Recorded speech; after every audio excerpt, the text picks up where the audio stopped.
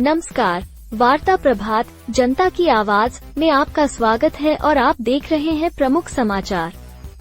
तालिबान के कब्जे के बाद अफगानिस्तान में ISIL की हथियार व्यापार, संयुक्त राष्ट्र की रिपोर्ट। संयुक्त राष्ट्र की एक रिपोर्ट के अनुसार ISIL ने तालिबान के कब्जे के बाद अफगानिस्तान में TTP के शस्त्रागार से हथियार प्राप्त किए हैं। जानें इस रिपोर्ट के बारे में और उसके महत्वपूर्ण प्रस्तावनाओं के बारे में। ISIL ने TTP शस्त्रागार से हथियार प्राप्त किए जो तालिबान के कब्जे के बाद से अफगानिस्तान में बचे हैं। संयुक्त राष्ट्र की एक रिपोर्ट के अनुसार Islamic State in Iraq and the Levant Khorasan ISIL को 2021 में तालिबान के कब्जे के बाद से अफगानिस्तान में बचे तहरीक-ए-तालिबान पाकिस्तान TTP के शस्त्रागार से हथियार प्राप्त होने की सूचना है।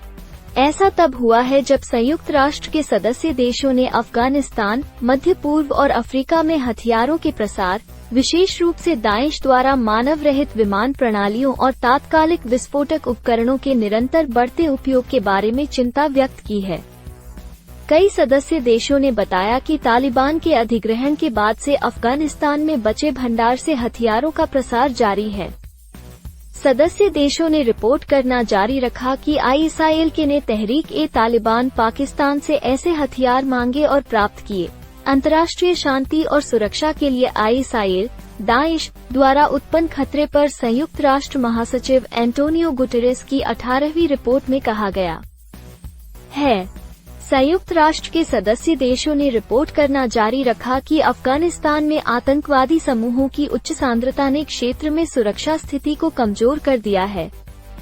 ISIL के द्वारा किए गए हमलों की संख्या में कमी और इसके हालिया क्षेत्र के नुकसान, हताहतों की संख्या और वरिष्ठ और मध्य स्तरीय नेतृत्व के आंकड़ों के बीच उच्च क्षरण के बावजूद सदस्य राज्य समूह को अफगानिस्तान के भीतर सबसे बड़ा खतरा मानते रहे हैं।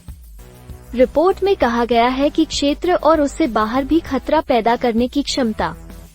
कई सदस्य देशों ने पुष्टि की कि सनाउल्लाह गफरी अभी भी जीवित है और ISIL के नेता बना हुआ है, जो कथित तौर पर कुनर प्रांत में स्थित है।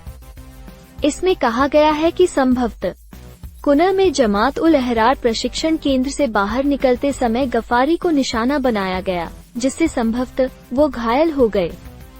रिपोर्ट में आगे कहा गया है कि ISIL ने अधिक समावेशी भर्ती रणनीति अपनाई, जिसमें निराश तालिबान और विदेशी लड़ाकों को आकर्षित करने पर ध्यान केंद्रित करना शामिल है।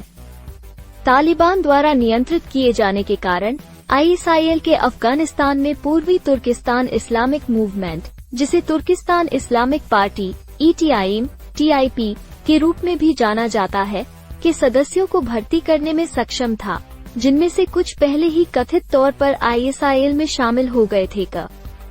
हाल ही में कई जमात अंसारुल्लाह कमांडर कथित तौर पर नंगहो और कुनर प्रांतों में ISIL के रैंक में शामिल हो गए।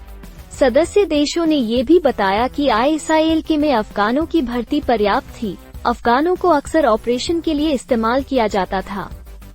रिपोर्ट ISIL, दाइश, अल-कायदा और तालिबान और संबंधित व्यक्तियों और संस्थाओं, काउंटर टेररिज्म कमेटी के कार्यकारी निदेशालय और काउंटर टेररिज्म कार्यालय से संबंधित UNSC प्रस्तावों के अनुसार विश्लेषणात्मक सहायता और प्रतिबंध निगरानी टीम द्वारा तैयार की गई थी।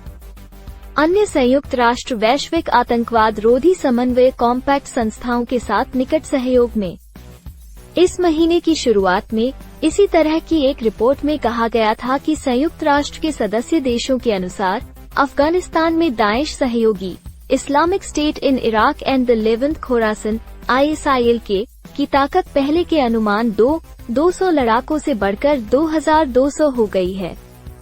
तालिबान द्वारा जेल से कई हजार व्यक्तियों की रिहाई के बाद अब इनकी संख्या 4000 के करीब पहुंच गई है। सदस्य देशों ने ये भी चिंता व्यक्त की कि अगस्त 2021 में काबुल पर तालिबान के कब्जे के मद्देनजर आतंकवादी समूहों को हाल के इतिहास में किसी भी समय की तुलना में अफगानिस्तान में अधिक स्वतंत्रता प्राप्त है।